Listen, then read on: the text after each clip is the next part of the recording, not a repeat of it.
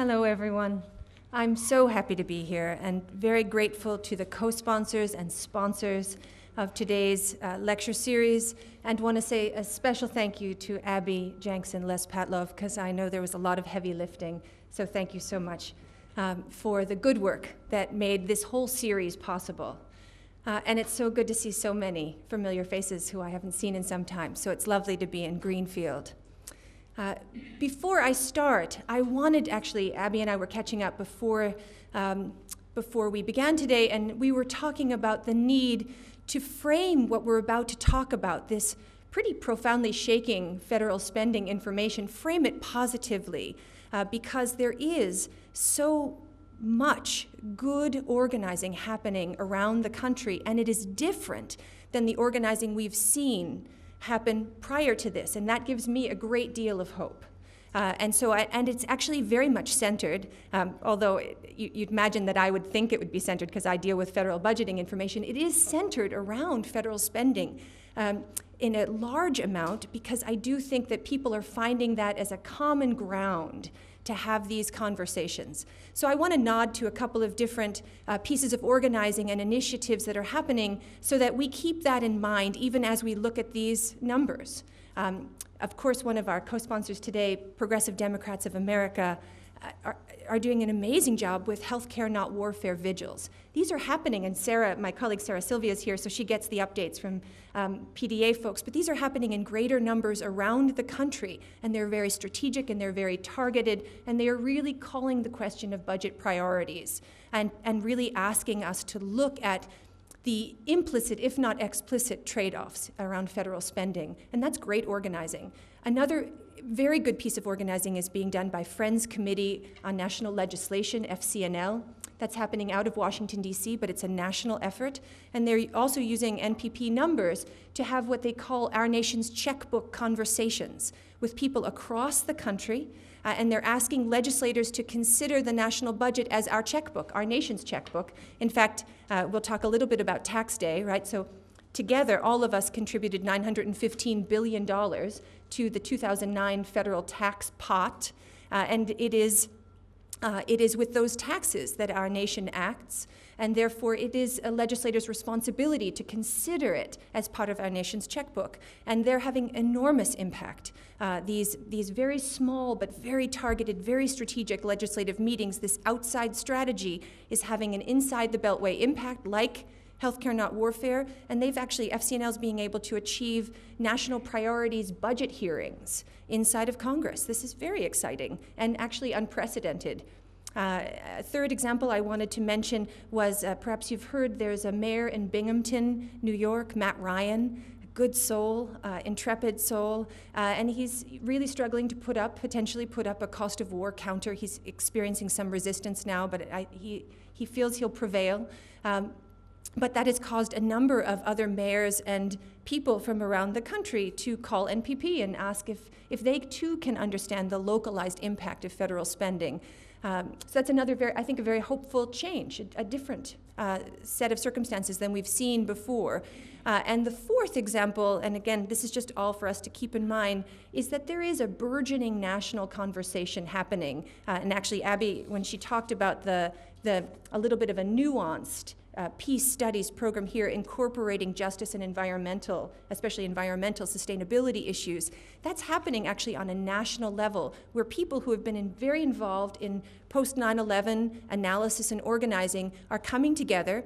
This is housed out of the Institute for Policy Studies, and NPP has been part of that conversation, really asking hard questions. Why didn't we get further in the anti-war organization? What can we do in terms of going further next time? And the analysis is we have to do better at building a broad-based movement. And to do that, we have to incorporate economic and environmental justice issues, with which both these campaigns that I talked about are doing. That's what Matt Ryan's doing. So I feel like even as we struggle with continuing skewed national priorities, there are these visible signs that there is a change in analysis and perhaps a heightened and more effective strategy really within our grasp.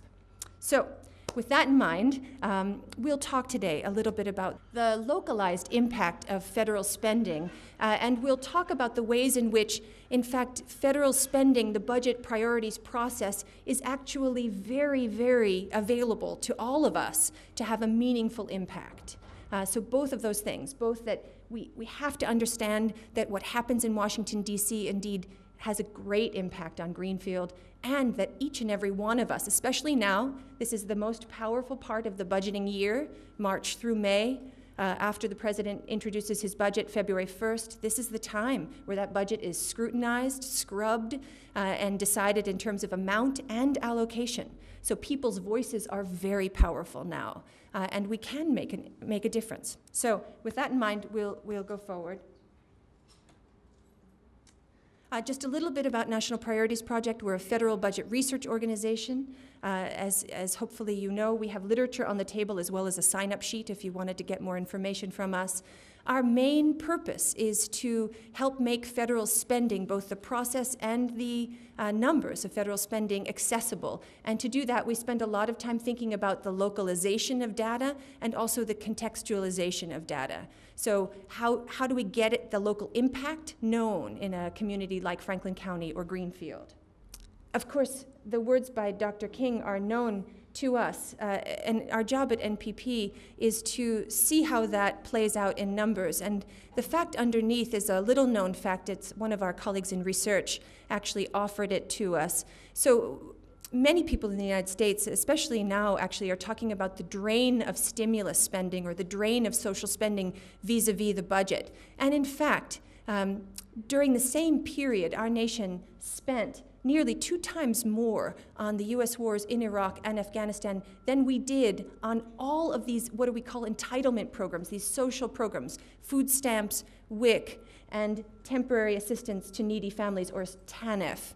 And it's one of the things that NPP does. It's one of the examples of our work that helps really transform what are locked down conversations, because these are myths, and the more that we all understand that they're myths, that in fact this kind of social spending isn't the enormous drain on our federal budget. In fact, if we look at it vis-a-vis war spending, we get to see the real magnitude of war spending, for example, and as we all get into the greater and greater fluency with this information, we're going to be able to transform the conversation on our local levels. All right, let's start for a moment by hearing from you. Some of you, not all of you I know, because I know there are some folks here who are doing war tax resistance, but some of you paid taxes on April 15th or before. And if you could have allocated your tax dollar, if you could have thought to yourself, okay, I'm just going to spend one tax dollar, that's all I have to spend this year, and if you could have allocated it, and some of the students, you didn't pay taxes, so perhaps you could think, if you were going to pay taxes, where would you want that federal tax dollar to go? What kind of spending priorities would you have wanted it to support? Anyone? I'd love to hear from you. Healthcare. Education. How much in education? If you were going to split up your tax dollar, how much? 20%? Okay. Okay. Archie? No, I would have it all the way through to college. All the way through. So college, so perhaps a little bit more of your tax dollar in education to support that? If you were going to... percentage of your tax dollar? 30%. 30%? Okay. 30%. We hear 20%, 30%. How much in healthcare for the person who spoke about healthcare? 15. Okay. Thank you. Rebuilding the society to be a sustainable society. A sustainable. So that might fall, Francis, in education, environment, and science. So how much in education? Well, I'd say 30%. 30% in education, environment, and science. And in fact, the Pentagon actually just released a study saying that global warming was our largest security threat. Right? So there would be perhaps some synergy there. What else? Yes? Yeah, paying back the national debt. The national debt. Very good. And we'll have a little conversation to that. Good. Good. How much would you think we had to pay back? All of it. It's $12.6 trillion. Okay. All right. So we'll talk about that because, in fact, we're addressing interest on the national debt, but we're not addressing the national debt itself. Good. Okay, very good. What else? The arts. The arts. How much in the arts? 5%. Liz Kellner. 5% in the arts. Okay, very good. All right. So remember this, and those of you who didn't offer your thoughts, please remember how you would spend your tax dollar, because in a little while we'll get to see how our government actually allocated our tax dollar. So we're going to talk today largely about federal spending. Before we start that, I want to remember that there's also a conversation about revenue generation that we're not going to have today. So even as we talk about budgets, and budgets are about allocation of resources, we can also talk about the generation of resources. And some of the conversations, and we can talk about this more in perhaps question and answer, are things like corporate versus individual tax cuts for the wealthiest, 2%, 1% of Americans, which are projected to sunset this year. And we can do some more talking about Social Security and things like that, the cap on Social Security. That's about revenue generation. We're going to focus, just because we could talk about lots of things, but we're going to focus really today on federal spending decisions. Again, these are decisions done in our name. Okay. Before we get to the actual federal spending, it's important for us to recognize federal spending in light of the American crises, if you will, happening. The numbers of children in poverty, 14 million, the numbers, and of course this number is going to change with healthcare reform, the numbers of people without health care, and especially the racial and economic disparities that are accessing in terms of quality education, and the number of folks who are jobless right now in the United States. And we understand that, in fact, even the Economic Recovery and Reinvestment Act, the American Recovery and Reinvestment Act, isn't necessarily making the kind of meaningful impact in this number, 7.6 million jobs lost, that we'd like it to, because every month more people come into the labor force who have either graduated or gotten a degree. So, in fact, it's not able to even keep pace, although it's doing a good job on a number of levels. Another thing that we have to think about is our infrastructure. Francis began to talk about our infrastructure in terms of it's becoming more green, for example. There's a whole other conversation happening nationally around the quality of our bridges, our roads, and our drinking water. 10% of Americans today drink water that is totally unpotable, undrinkable. And the American Society of Civil Engineers have actually rated our total infrastructure a D. And said that the stimulus, again, although valuable, is only going to take care of about 8% of that. That's not even the conversation about making it perhaps more green, more environmentally sustainable. Another conversation happening nationally is with the American Federation of Teachers, who also used this American Society of Civil Engineers analysis and said that, in fact, in order to rebuild our schools so that they were adequate learning environments for our students, it was going to take $254.6 billion to repair our schools nationally. In Massachusetts, we understand that more than 248,000 children are in poverty. We have 352,000 currently without health insurance, even in Massachusetts. We've lost 105,000 jobs, and that in Massachusetts right now, and this number is also reflected nationally, unemployment is much higher, significantly higher in communities of color and for young people. 19 points higher for young people nationally and in Massachusetts. So that's a significant struggle for our young people getting out of high school and college, for our hopes for them to be able to make their way in the world. And the other thing that we're looking at NPP is the stimulus and the impact of the stimulus. And according to the U.S. Conference of Mayors, we have to pay very, very special attention to the fact that the stimulus, as we know, is projected to end December 31st, 2010. That would mean that the bulk of stimulus money that started with the Obama administration's analysis that, in fact, we were in this incredible recession and we needed to do something to stimulate our economy. That, again, is the American Recovery and Reinvestment Act. That's the housing tax credit. That's, to some extent, the TARP bank bailout, right? The Troubled Asset Relief Program. That's all of this. All of this will be exhausted by December 31st, 2010 of this year, and yet our cities are not projected to bounce back until 2012, and some, like Springfield and Pittsfield, much further than that. That's, again, something for us to keep in mind.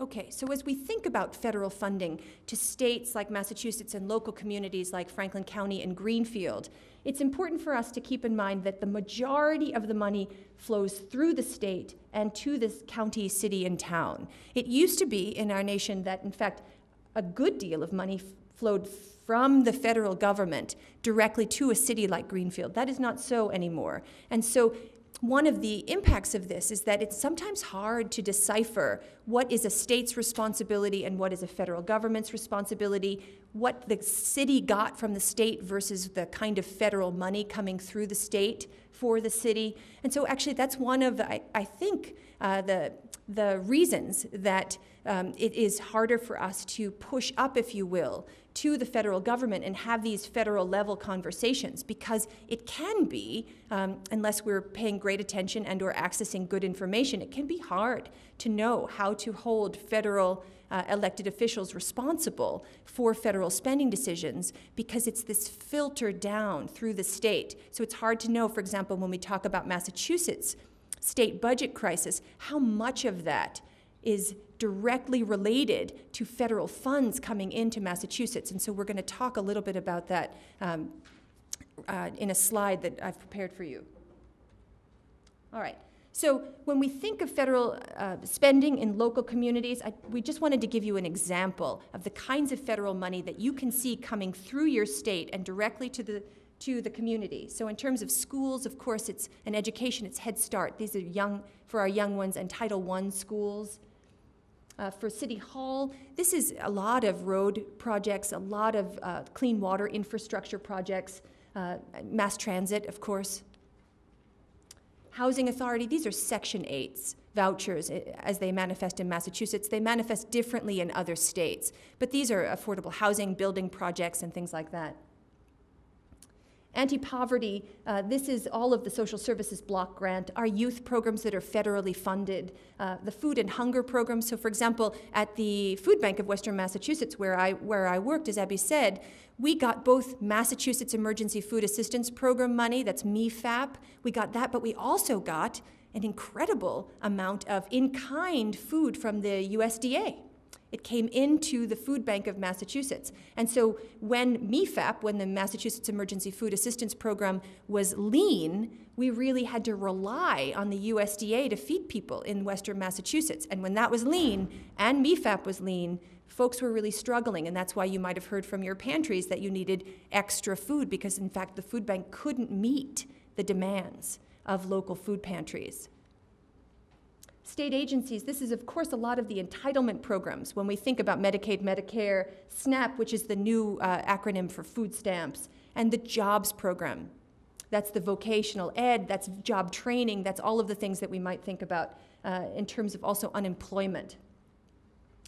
And these are, again, another variation on unemployment. These are unemployment benefits and a different kind of job training, the job training related to people who are currently out of work and or drastically underemployed. And colleges. This is Pell Grants. Pell Grants which were increased this year under the Obama administration, very important increase. Pell Grants which were increased, the student loans and the grants to schools. That's a lot of the federal money coming into programs or beautiful institutions like GCC and HCC in our local area, BCC. Okay, so this is a look right now. We're going to start in 2009 in the talk. We're going to move to 2010, and then we're going to go on to 2011. This is actually, and remember what you said in terms of your tax dollars, this is actually how the federal government spent your 2009 tax dollars.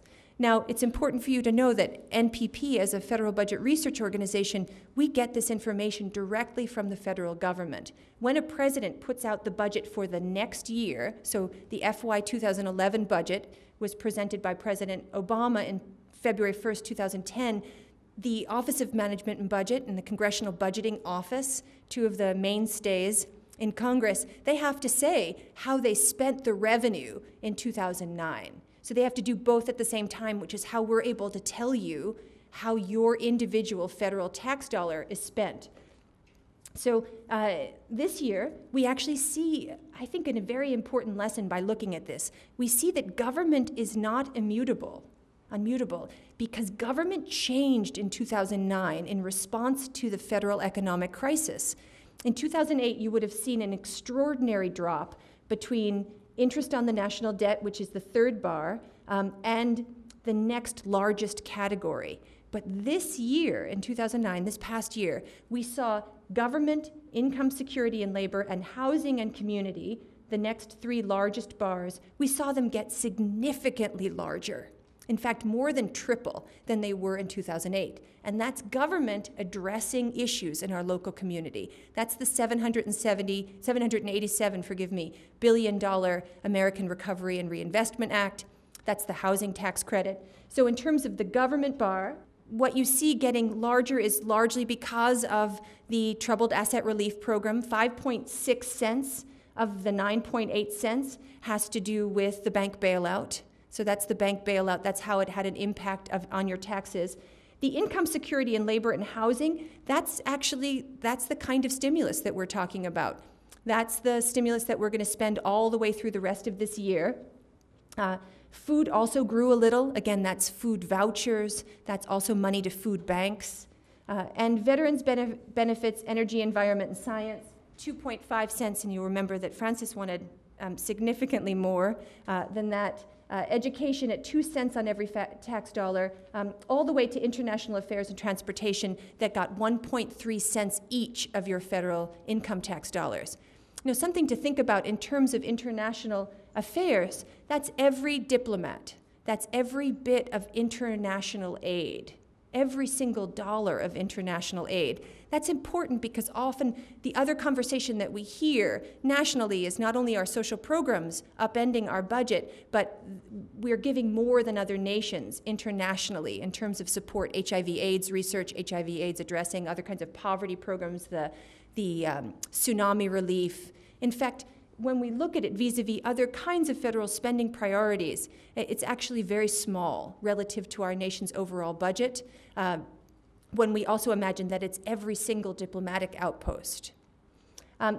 Going back for a minute to the top three, the military bar at 26.5, if you combine it with the interest on the military-related debt at 5.4 cents, you'll see that we spent 31.9 cents of every federal income tax dollar. The important thing that you should know about the military bar is that between 98 and 95, in terms of the war spending, 95 and 98% of the money being spent in Iraq and Afghanistan now, it's actually gone up to 98%, is actually for core military. And it used to be 5, now it's more like 2% is being spent on aid and other kinds of infrastructure rebuilding projects. But remember, this is 2009.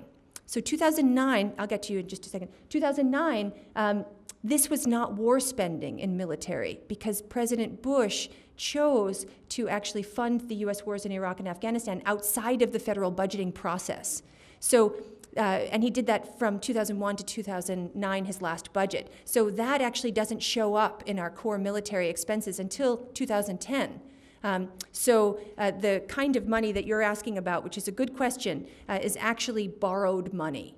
It's actually one of the things that helped make it possible for President Bush to actually, the Bush administration, to double our national debt.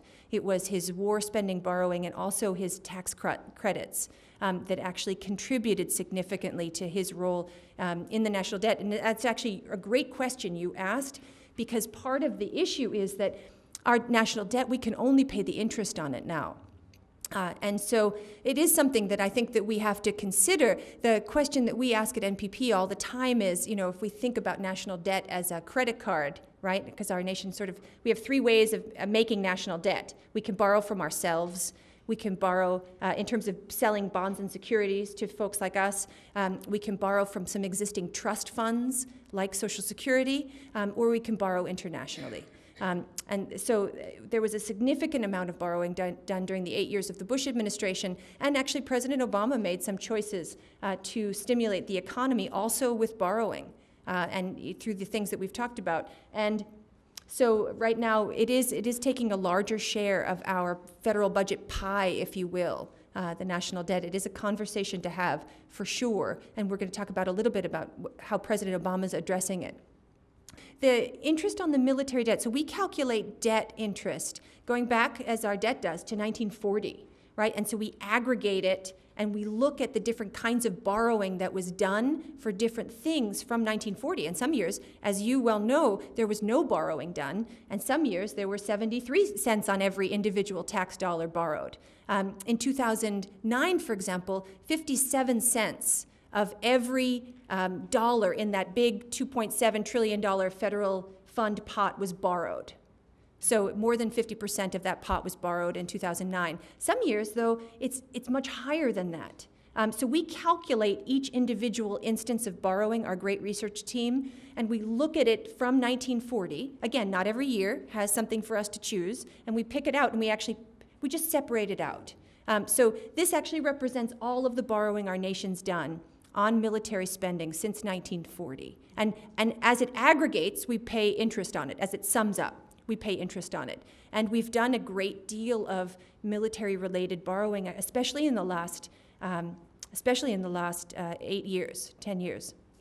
So that's why the number is actually rather significant, and one of the reasons that we break it out.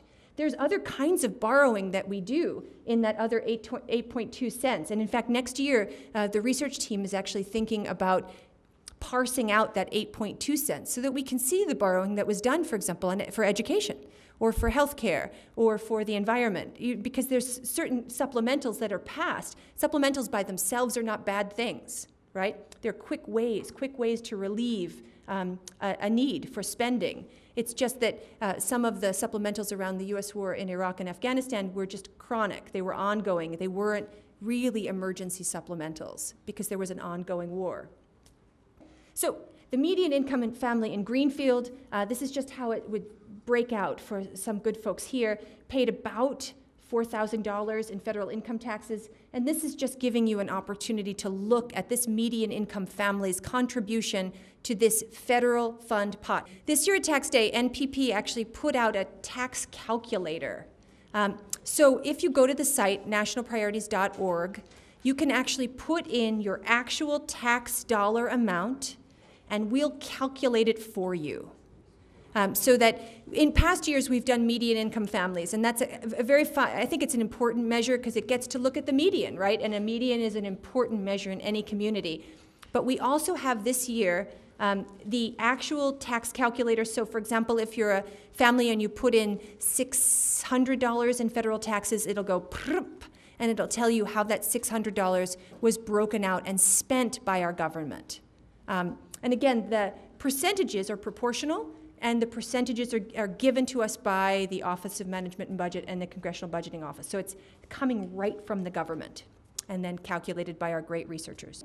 So now we're moving now to the actual year. You saw taxes on 2009. We're now moving to 2010. And 2010, this is just a little bit of a diagram about where we are in Massachusetts. Massachusetts state budget is roughly $27.9 billion. We did not crunch this number, the numbers in the column on your left. That's a Center on Budget and Policy Priorities, good folks in Washington, D.C. So in 2010, what happened in Massachusetts happened in 47 other states, which is that we had a significant budget shortfall. So we had to look at our budget twice in Massachusetts. Every other state of the 47 states, except for Montana and North Dakota, had to do the exact same thing we did in Massachusetts. So it's not just about Massachusetts. We had to both cut an initial $5 billion out of our budget, our $27.9 billion projected budget, and then we had to go through something called a budget revision, which is cut again when we didn't have the ability to make our budget. And as a result, we had to cut programs in public health for the elderly or the disabled, in education, higher education, and the state workforce. So some of the conversations you're hearing about job furloughs, some of the conversations you're hearing about programs closing, that is actually a result of some very hard decisions made by the Patrick administration and our state legislators about how to close this gap. So that $5.6 billion represents 2 of those decision-making rounds. At the same time, Massachusetts lost 17.3% in federal revenue between 9 and 10. Now, the story is actually an interesting story because, in fact, states and local communities have been losing percentage-wise their federal income now for decades. It's been slowing or declining, the share of federal funds coming into states and local communities. That's actually true. That was a number crunched by our colleague Mary Orisic in National Priorities Project. In 2009, between 2009 and 2010, it was more significant because, in fact, the stimulus bumped it up, right, in 2009. So we saw a greater decline. And at the same time, though, we have this greater need. It's an interesting question to ponder. It's also a really important question to ponder as we keep in mind the U.S. Conference of Mayors projections for city and state recovery, and then also to keep in mind that Center on Budget and Policy Priorities tells us that, in fact, the same 48 states will have greater budget deficits going into 2011 than we had in 2010. So that means that, in fact, Massachusetts is going to wrestle with even a larger revenue gap in next year. So as we go into the state budget cycle is different than the federal budget cycle. So we go till September 30th, states go till June 30th. So the conversation you're hearing now is about the next year's budget, and the next year's budget cycle is projected to be more difficult in states. And again, Massachusetts, one of 47 states nationally. At the same time, I think it's important for us to put this $27.9 billion state budget next to our state's share of the current year's military budget, which is $19.9 billion. And that's of course, the sum of federal taxes paid by Massachusetts residents that went to support, that are going right now in 2010 to support the military budget for 2010. All right. So then that's what's happening in 2010. Let's look at 11, okay? Because right now is 11, and right now is where the conversation is. And so let's look at the three different kinds of spending that our nation is considering in 11. We're considering 59% of spending in mandatory, 34% in discretionary, and 7% in interest. Mandatory, again, has always been the lion's share of spending, 2/3 roughly. And that is the social spending like Social Security, like Medicaid, Medicare. Some of Pell Grants, not all. Actually, President Obama did a great thing. He moved Pell Grants into mandatory. That's a big thing, especially for college students. That means mandatory means it doesn't get debated every year. It's need-based. The government says, we're going to do this regardless. So that moving Pell Grants in was a very big deal. Discretionary is really where in terms of being people who think about federal spending on an annual year, really where we can focus. This budget is $3.8 trillion, as we talked about. So the 34%, roughly 1/3, is about 1/3 of $3.8 trillion. And it's a lot of, I'm just doing the math in my head right now. So about $1.25 trillion or something like that. So it's a lot of federal money coming into states and local communities, decided every year. And of this discretionary pie, this is how the Obama administration's 2011 discretionary pie, that's the 34%, this is how it looks. So again, when we look at this, we have to remember that this is the dividing up of roughly 1/3 of the budget, and it is and it represents the kind of spending that we really often, in addition to the entitlement spending, but the kind of spending that we imagine happening because of the federal government. It's that first list of things that we talked about. So it's money for it's not the money for Pell Grants. It's some money for Pell Grants, not all of it. Some money for all of the GCC, the kind of community college money, all of the Title I money, all of the Head Start money, and it's all of the kinds of environmental programs. It's the stuff that we talked about. So we'll notice some significant differences between 2010 and 2011 because of the thing that President Obama talked about in his State of the Union when he talked about a non-security discretionary freeze. Who heard him say that in his State of the Union? So one of the things that President Obama is talking about in terms of addressing the $12.6 trillion debt is he said, one of the ways I'm going to address this is I'm going to take every program that I talk about as non-security, and he put everything here in that, and he said, I'm going to freeze that for 3 years.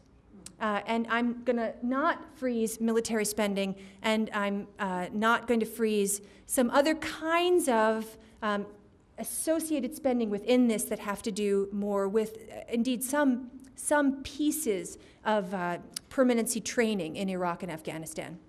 Right, so he said, I'm not going to freeze that. And he also said that I'm not going to freeze veterans' benefits, right? And he talked about that as security spending. Now, what that's going to do over time is it's projected to yield about $300 billion in savings over a decade, right? Not over 3 years, but over a decade. And what that's going to do over these 3 years is as our pot grows, and our pot grows at roughly 2.8%, the budget gets bigger and bigger every year. That's a pretty normal growth rate. So as the budget gets bigger and bigger and bigger, the non-security discretionary spending is going to get smaller and smaller relative to the growing budget. That's basically what this freeze does. And it's important for us to realize that these multicolored triangle pieces represent only about 11% of federal spending. That's all that represents. When you think about, remember, it's the big pie, and then it's 34% of the big pie, and then it's basically 11% of the total budget is here, after we think about it getting squeezed down. So that's really what we're talking about when we talk about non-security discretionary spending, and it is really all of the kind of federal spending that we might think about in addition to the entitlements occurring in our local communities. The farm subsidy is actually, MPP aggregates the categories, and the reason we do that is that there are many, many budget categories. We lump them together so that folks can have a little bit of an easier time getting their minds around them. And so farm subsidy comes a little under food and a little under government, as in our aggregated lumping. And renewable energy research and development and/or other kind of prospecting for non-renewable comes under energy, environment, and science at 6%. Now, indeed, something to remember is that when he talked about the freeze in non-security discretionary spending, President Obama, he didn't say it would be across the board. That's very smart. Right? So he said, I'm going to look for program efficiencies, and I'm not going to just freeze everything. Some things are going to get cut, some things can grow, and I'm going to figure it out. Again, wise. It's just, I think the thing for us as stewards of federal tax dollars is to ask, if we really want to have a meaningful conversation on debt, don't we want more than 11% of our budget on the table for scrutiny and program efficiencies? Probably. If we know what we know about military spending and things like the $295 billion in cost overruns that are currently in the Pentagon and the $60 billion of Cold War weapons, that means weapons like the F-22 or the C-17 or the F-35 that actually are not in use, and yet we keep making, not the F-22 anymore, that actually ended last year, but we keep making them anyway. Don't we want to talk about that as we talk about being good fiscal stewards of our tax dollars? This is just a quick look at U.S. military spending relative to the rest of the world. And I do that because we think at MPP that it's important for us to look, when we look at U.S. military spending, it's important for us to acknowledge it in a global context. Because people in our local communities, in fact, people in our local communities want to feel secure, right? We want to have, some people really want to have the conversation about what kind of military we need to protect us. And so the conversation about military spending is actually better informed when we can look at how we are relative to the rest of the world. Because the U.S., these are just two different ways to look at this. We do not crunch these numbers at National Priorities Project. The Stockholm Institute for Peace does, and we take them and use them. SIPRI is actually it's a research institute, does it. So you can see in the bar that the next highest country is China, and then France, the UK, Russia, and on down. And this is, of course, just another way to look at the U.S. global spending. And it's important for us to remember that Cuba, Iran, Libya, North Korea, Sudan, Somalia, Syria, that often was characterized by President Bush as the axis of evil or the rogue states. And it's something for you to know is that I couldn't make a slice smaller than 1%. Right, that was the smallest slice that PowerPoint would let me make. And in fact, it's actually smaller than 1%. And that's all of those countries combined. So again, it's just important for us to look at that in terms of the amount of resources we consume.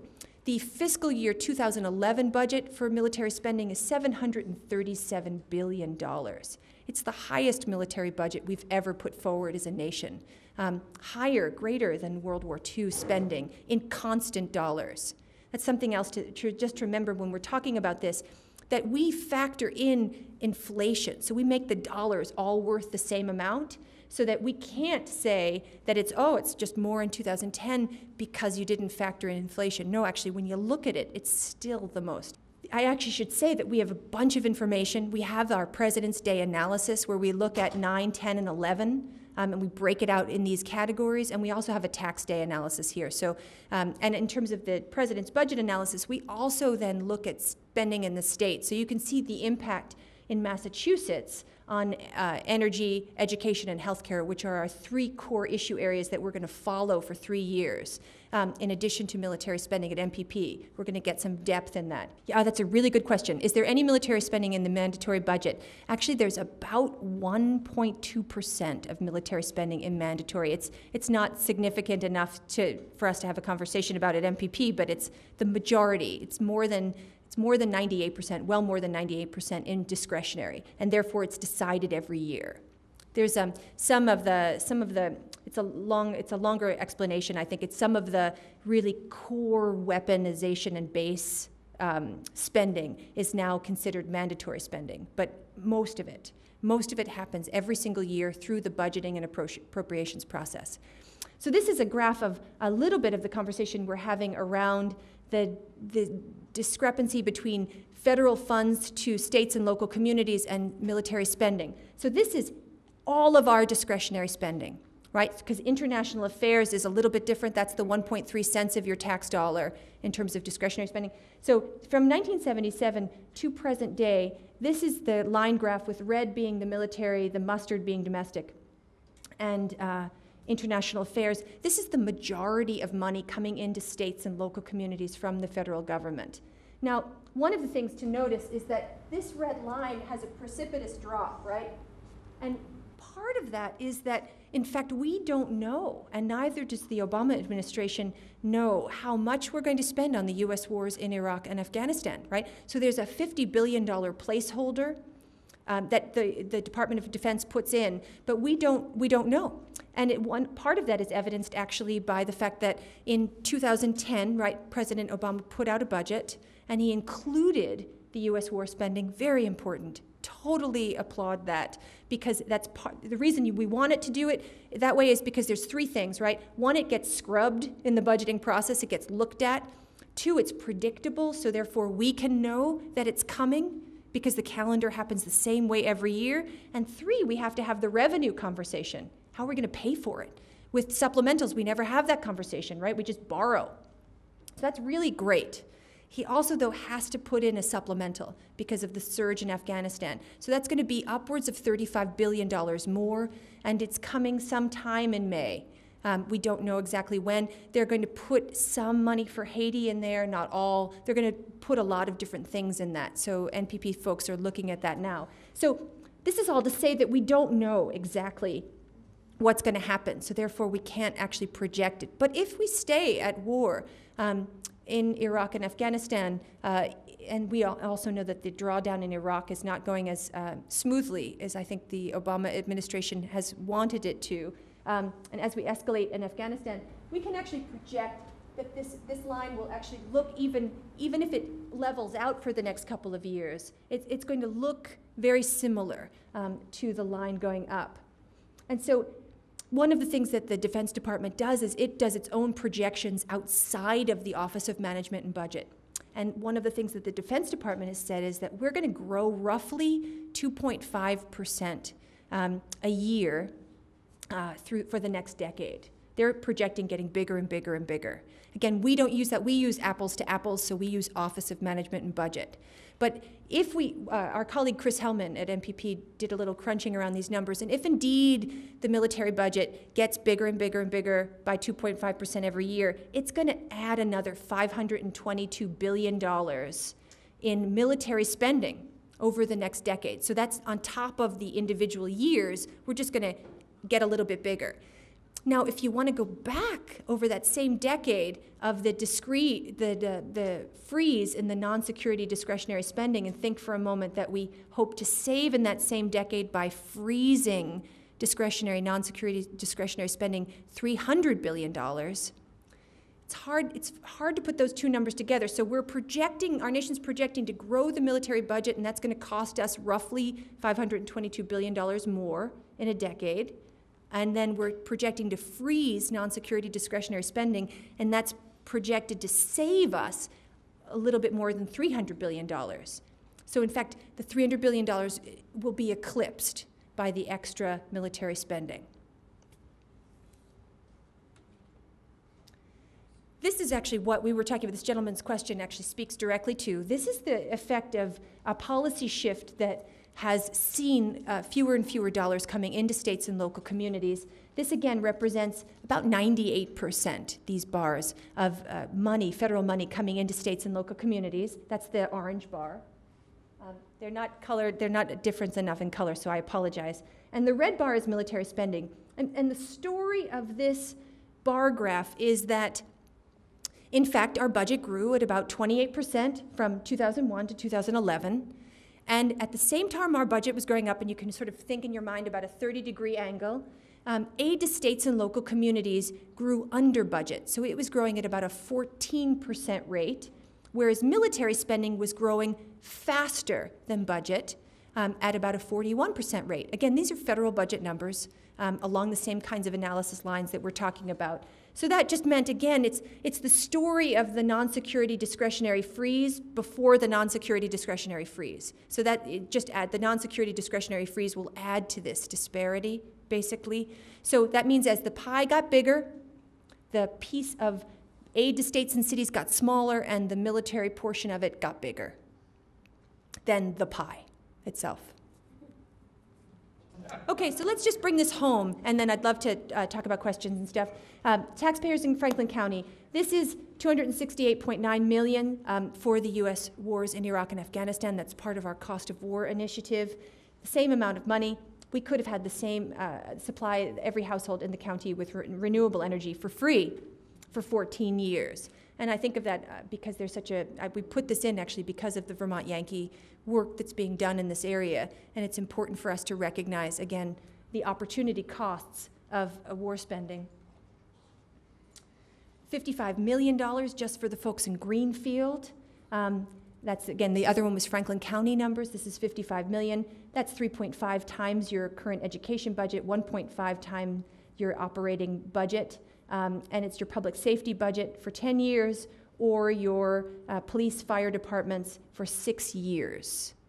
And I know Greenfield, like many cities, right? In Northampton, my city, Northampton, we had to pass a budget override for our schools. And I know that Greenfield has particularly also had some budgetary woes. You're not alone, right? Most cities and towns, communities in Massachusetts.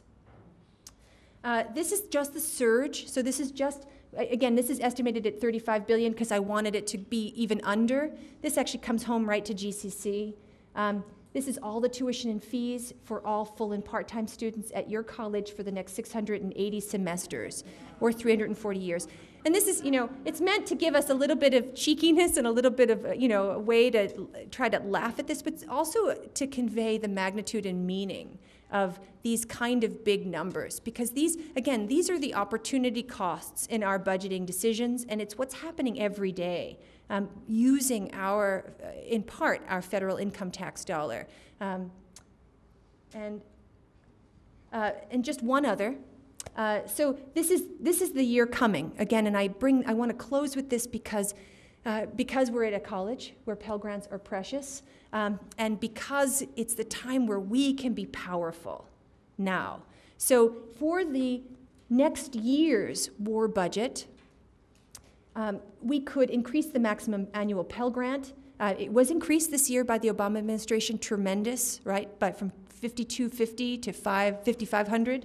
We could increase it by 50% and give a Pell Grant to every single one of the 19 million college and universities students in the United States right now, and ask them never to repay it. So they'd never have to repay it. and that's just for next year's war budget. And I wanted to end with the Eisenhower quote. It's part of the every ship launched, every gun made, but it actually is about really the sweat of our scientists, the hopes of our children being as part of the federal budget spending conversation. So with that, I think I want to open up to even more questions. I love the questions and comments you're making, and we can do that for a bunch more time. Thank you so much.